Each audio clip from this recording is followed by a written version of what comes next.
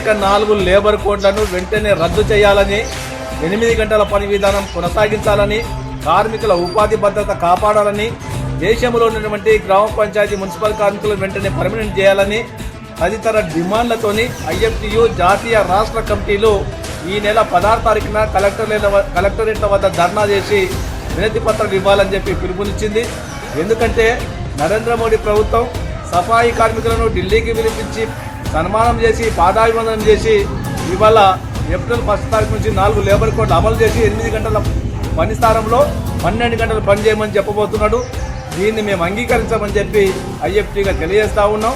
రాష్ట్ర శాసనసభలో కూడా ఈ 4 లేబర్ కోడ్ల అమలు సాధ్యం కాదని చెప్పి తీర్మానం చేయాలని చెప్పి రేవంత్ రెడ్డి ప్రభుత్వాన్ని మేము కోరుతా ఉన్నాం.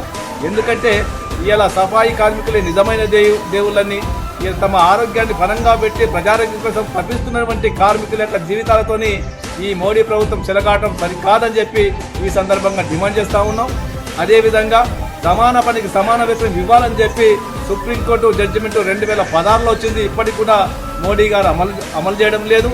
అట్లాగే దేశంలో సుమారు 50 కోట్ల మంది కార్మికులుంటే కేవలం 7 కోట్ల మందికి మాత్రమే పిఎఫ్ ఈఎస్ఐ చట్టాలు ఉన్నాయి.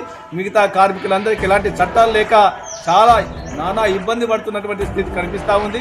అందుకోసమే కార్మిక వ్యతిరేక 4 లేబర్ కోడ్లు, అట్లాగే సంఘాలు పెట్టుకునేటువంటి హక్కులు లేకుండా చేస్తూ ఉన్నారు.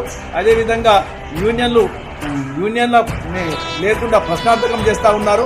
వీటన్నిటి విషయాల మీద ఈ 16 తారీఖు నాడు కలెక్టరేట్ల వద్ద, అదేవిధంగా 23 తారీఖు నాడు హైదరాబాద్లోని సెంట్రల్ లేబర్ కమిషన్ వద్ద కార్యక్రమం ధర్నా ప్రోగ్రాన్ని నిర్వహిస్తా ఉన్నాం. కాబట్టి పంచాయతీ కార్మికులు, మున్సిపల్ కార్మికులు, అన్ని రంగాల కార్మికులు పెద్ద ఎత్తున ఈ యొక్క కార్యక్రమంలో పాల్గొని విజయవంతం చేయాల్సిందిగా తెలంగాణ ఆదర్శ గ్రామ పంచాయతీ మున్సిపల్ వర్కర్స్ యూనియన్ తరఫున కార్మికులకు కోరుతా ఉన్నాం, పిలుపునిస్తా ఉన్నాం.